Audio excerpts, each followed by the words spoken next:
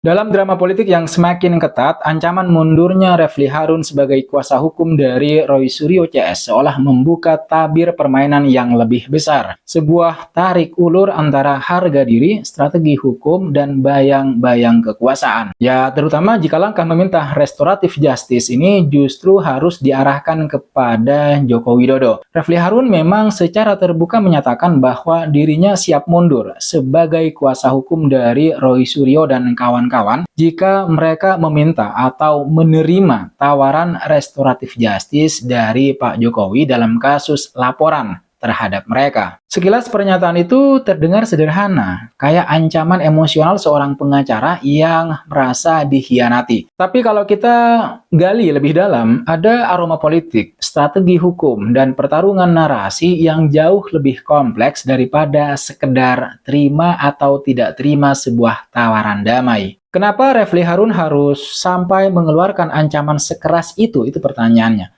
Apa yang sebenarnya sedang dipertaruhkan? Dan yang paling bikin kita penasaran adalah apa makna terselubung jika Jokowi benar-benar menawarkan restoratif justice, atau sebaliknya, apa makna jika Roy Suryo CS justru meminta atau menerima tawaran restoratif justice kepada atau dari Pak Jokowi? Apa dampaknya bagi kasus yang selama ini rame banget di publik, di masyarakat, yaitu isu tuduhan ijazah palsu yang diarahkan kepada Jokowi atau Pak Jokowi, yang secara resmi memang sudah berkali-kali dibantah. Mari kita bayangkan begini, situasi yang sedang terjadi sekarang ini, terutama tentang kasus ijazah palsu Pak Jokowi sebagai sebuah panggung drama politik hukum gitu ya. Kita bayangkan seperti itu dulu. Di atas panggung ada 3 tokoh utama, yaitu Pak Jokowi sebagai pihak yang merasa dirugikan dan kemudian melaporkan. Kemudian ada Roy Suryo CS sebagai pihak terlapor dan Refli Harun sebagai pengacara yang memposisikan diri bukan hanya sebagai pembela hukum tapi juga sebagai penjaga integritas narasi bahwa kasus harus dibuka sampai terang benderang. Dalam drama seperti ini teman-teman sekalian, restoratif justice bukan sekedar opsi penyelesaian damai. Ia seperti tombol pintas yang kalau ditekan bisa mematikan alur cerita panjang yang sedang dibangun. Bagi Refli Harun, restoratif justice bukan hanya mekanisme hukum, ia adalah simbol. Simbol bahwa kasus ini bisa dianggap selesai tanpa harus membuka seluruh detail dan argumen substansial yang selama ini mereka perjuangkan di ruang publik. Dengan kata lain, kalau tiba-tiba Roy Suryo dan kawan-kawan ini memutuskan damai saja, misalnya begitu, maka seluruh misi yang selama ini sudah dibawa oleh Refli Harun, misi menguji dan mempertanyakan dasar legalitas laporan Pak Jokowi kepada kliennya yang sekarang sudah menjadi tersangka dalam kasus ijazah palsu, seakan hilang begitu saja. Dan sebagai seorang pengacara yang punya semacam reputasi kritis terhadap kekuasaan begitu, posisi itu tentu tidak mudah bagi dia. Artinya dari sudut pandang narasi, sikap Refli Harun ini hampir mirip seorang kapten kapal yang mengatakan, kita ini sudah komit berlayar ke tengah badai untuk mencari kebenaran. Nah, kalau tiba-tiba kalian mau balik arah, ya aku turun dari kapal saja. Artinya, ini bukan semata-mata karena tidak setuju, tetapi karena itu akan merusak komitmen awal. Mencari kebenaran bukan sekedar cari aman. Tapi memang apakah benar yang mereka cari itu kebenaran? Kebenaran apa pembenaran? Itu pertanyaan besarnya. Nah, terus sekarang kita pindah ke sisi yang lain. Apa makna jika Pak Jokowi sendiri yang menawarkan restoratif justice?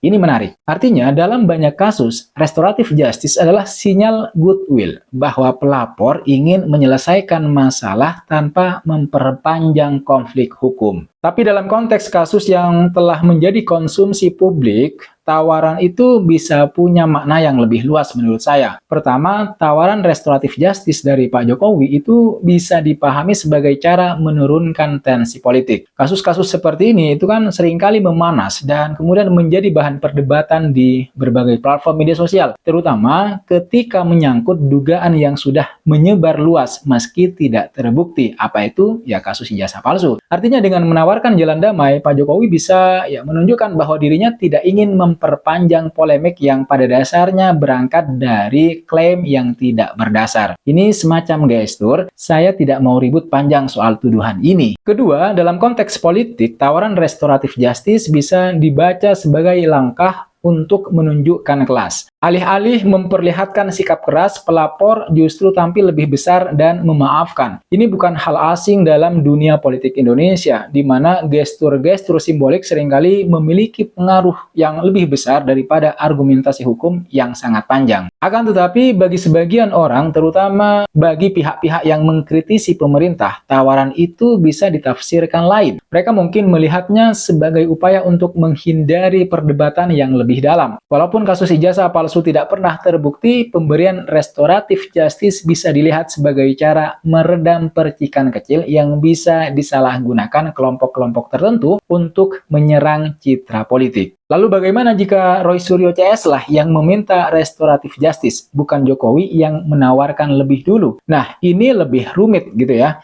Jika Roy Suryo CS, artinya Roy Suryo dan kawan-kawan yang meminta restoratif justice, itu bisa menciptakan persepsi bahwa mereka ingin menyelesaikan kasus tanpa melanjutkan pembuktian di pengadilan. Artinya siapa sih yang mau berurusan lama-lama dengan kasus hukum? Tidak ada. Tetapi bagi pendukung mereka yang ingin kasus ini dibawa sampai tuntas, artinya diselesaikan sampai titik terang, pilihan itu justru bisa dianggap mundur sebelum berperang. Di titik inilah ancaman Refli Harun menurut saya menjadi masuk akal. Ia ingin menjaga konsistensi. Kalau dari awal kasus ini dikatakan penting untuk menguji proses hukum, maka minta damai itu justru bisa menghilangkan peluang untuk menguji hal tersebut. Lagi pula, minta restoratif justice itu bisa ditafsirkan bahwa pihak terlapor mengakui kesalahan meski tidak secara eksplisit. Dan itu tentu tidak sesuai dengan sikap mereka selama ini yang merasa laporan tersebut itu tidak berdasar. Nah, sekarang kita masuk ke pertanyaan yang lebih besar, teman-teman. Apa dampak semua ini terhadap kasus tuduhan ijazah palsu Pak Jokowi? Isu yang memang sudah lama beredar tapi tidak pernah terbukti, tidak pernah ada faktanya. Jika restoratif justice digunakan, maka ada kemungkinan persepsi publik akan bergeser. Meski kasusnya bukan tentang ijazah itu langsung, masyarakat bisa melihatnya sebagai bagian dari rangkaian polemik seputar tuduhan tersebut. Sebagian orang bisa berkata, oh berarti memang tidak ada apa-apa, buktinya selesai dengan damai. Sebagian lainnya bisa berpikir,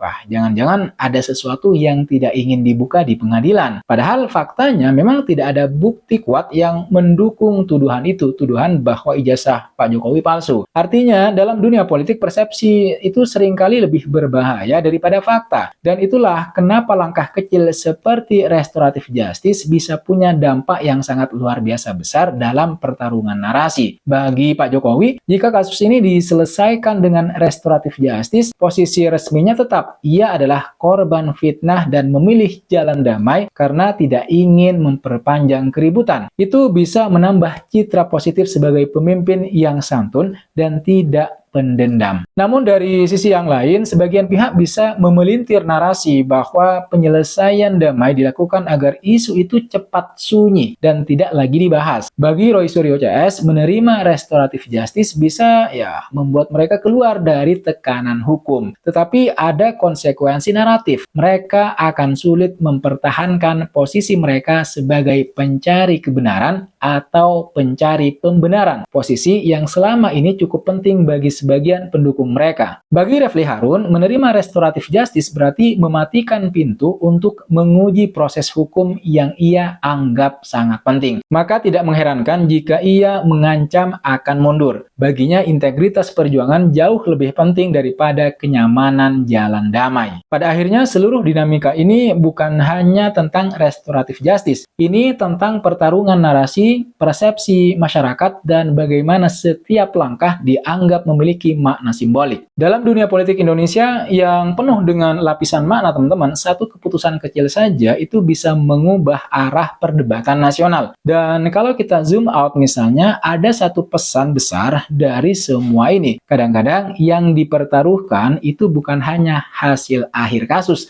tetapi bagaimana kasus itu dibaca oleh publik. Karena di era media sosial seperti sekarang, yang menang bukan selalu yang benar, tetapi yang berhasil mempertahankan narasinya sampai akhir. Ini menggambarkan bagaimana sebuah pilihan hukum bisa punya konsekuensi politik. Bagaimana sebuah tawaran damai bisa mengubah dinamika kekuasaan. Dan bagaimana aktor-aktor politik, baik di depan layar maupun di belakang panggung, memegang semacam peran penting dalam membentuk opini masyarakat atau opini publik. Dalam drama yang sedang berjalan ini, kita belum tahu ujungnya akan seperti apa. Apakah restoratif justice akan dipilih? Apakah Refly Harun benar-benar bakal mundur? Apakah masyarakat akan menafsirkan langkah tersebut sebagai sinyal-sinyal tertentu? Yang jelas, setiap gerakan kecil dalam kasus ini itu bakal terus menjadi bahan perbincangan, bahan analisis dan perdebatan di ruang publik. Dan seperti biasa, masyarakat akan terus menonton, menunggu babak berikutnya seperti apa. Ya, sambil mereka akan bertanya-tanya, sebenarnya ada apa di balik semua ini? Saya kira itu yang bisa kita bahas di video kali ini. Jangan lupa untuk like, share, dan subscribe channel Lativisme agar kalian tidak ketinggalan analisis atau kajian-kajian terbaru mengenai perkembangan politik di negara kita Indonesia. Terima kasih sudah menonton video ini sampai selesai. Jangan lupa like, comment, dan subscribe. Nyalakan notifnya. I'll see you in the next video.